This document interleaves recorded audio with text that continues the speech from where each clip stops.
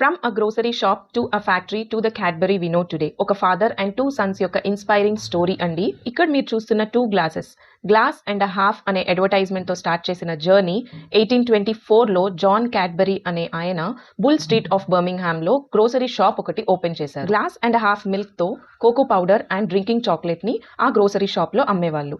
అది 1831లో పాపులర్ అవ్వటం వలన ఒక వేర్ హౌస్ తీసుకొని అందులో ఇద్దరు కొడుకులతో కలిసి మ్యానుఫ్యాక్చరింగ్ యూనిట్ ని స్టార్ట్ చేశారు. క్యాడ్బరీ బాగా పాపులర్ అవ్వటం వలన 1847లో ఇంకొక పెద్ద ఫ్యాక్టరీని కూడా ఓపెన్. 1861లో జాన్ క్యాడ్బరీ యొక్క హెల్త్ బాగోకపోవటం వలన బిజినెస్ నుండి రిటైర్ అయిపోయారు. అప్పటి నుండి ఆ ఇద్దరు కొడుకులే ఆ ఫ్యాక్టరీని మెయింటైన్ చేస్తూ ఉన్నారు. అప్పట్లో కోకో బటర్ అన్నది హారబుల్ టేస్ట్ ఇవ్వటం వలన చాక్లెట్ ప్రిపరేషన్లో స్టార్చ్ కూడా యాడ్ చేసేవాళ్ళు.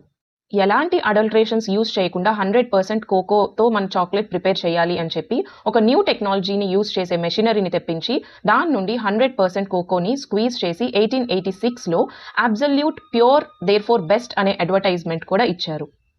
చాలా బాగా పాపులర్ అవుతున్న ఆ బ్రాండ్ 1879లో ఇంకొక కొత్త ఫ్యాక్టరీని ఓపెన్ చేసి అక్కడ వర్క్ చేసే ఎంప్లాయీస్కి మంచిగా ఉండాలి అని చెప్పి ఒక 16 హౌసెస్ని కన్స్ట్రక్ట్ చేశారు. అండ్ 1902లో వాళ్ళకి ప్లెజెంట్ ఎన్వైర్న్మెంట్ని క్రియేట్ చేయాలి అని చెప్పి వాళ్ళ పిల్లల కోసం ప్లే గ్రౌండ్, స్విమ్మింగ్ పూల్స్, ఇలా ఫుట్బాల్ కోర్ట్ ఇవన్నీ కట్టింది. And also Saturdays half day of work కూడా ఇంట్రడ్యూస్ చేశారు. ఫస్ట్ వరల్డ్ వార్ జరిగినప్పుడు ఫ్యాక్టరీకి వచ్చే మిల్క్ మొత్తాన్ని అక్కడ ఉండే పీపుల్కి డైవర్ట్ చేశారు. అండ్ 1935లో క్యాడ్బరీ ఫౌండేషన్ని స్టార్ట్ చేశారు. 70s, 80sలో ఆ చిన్న చిన్న బార్స్ అనేవి ఇంట్రడ్యూస్ చేశారు. దానివల్ల చాలా పాపులర్ అయిందండి క్యాడ్బరీ. అండ్ 2012లో మాండలేస్ ఇంటర్నేషనల్లో ఒక పార్ట్గా కూడా అయ్యారండి.